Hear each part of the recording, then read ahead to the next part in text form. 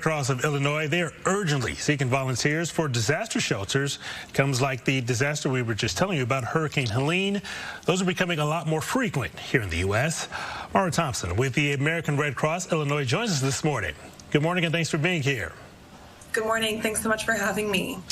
Now, we recently learned that Helene is the deadliest U.S. hurricane since Katrina. We were just taking a look at some of the damage left behind by that storm.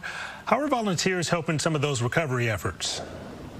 Absolutely. We have about 1,200 Red Cross volunteers that are on the ground right now helping in the Carolinas, Florida, Georgia respond to this disaster. About 50 of those volunteers are from Illinois. So we've been deploying people every day and we will continue to deploy people. They're helping with sheltering, feeding, those immediate needs to help people after they start picking up the pieces from this disaster, just making sure they have a safe place to stay, comfort and care to get them through the next couple of days and weeks. Can you walk us through the process of how those volunteers are prepared before they do travel to some of these impacted areas?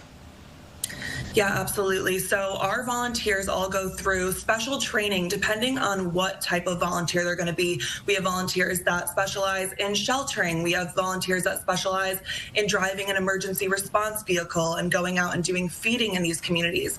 And so there are volunteer positions available really for anyone, no matter what your skill set may be. We have something for you that could allow you to deploy in these types of disasters and help those affected. So I really encourage anyone that maybe has a little bit of time and are willing to take a deployment to volunteer.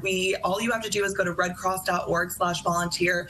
You take a couple of classes. We provide all of the training that you need, and then you can be one of the people that are on the ground helping people recover from disasters like this. You mentioned deployment. Exactly how long is that commitment for people who do sign up to go volunteer? We do ask that people can commit to a 2-week period for deployment, which sounds like a lot of time, but you are supported by the Red Cross the entire time. I've deployed before. It really, truly is a wonderful experience.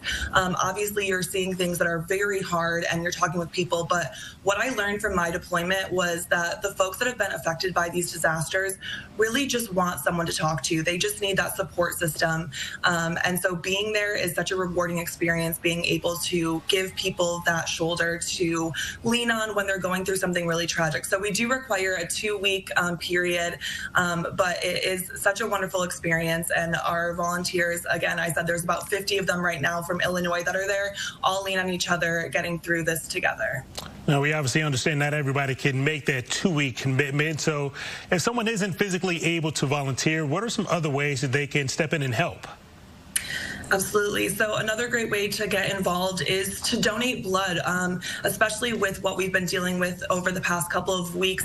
Hundreds of blood drives have been canceled, which resulted in about 2,500 units of blood going uncollected. So a great way to give back right now is to make an appointment to donate blood. Also, financial donations are the top way that we can get those resources to the affected communities as quickly as possible to start their recovery. Mayor Thompson with the American Red Cross of Illinois, thanks so much for your time and for helping those families that are definitely in need following some of the devastation left over from Hurricane Helene. Thanks again. Thank you. Here's a look at what's coming up.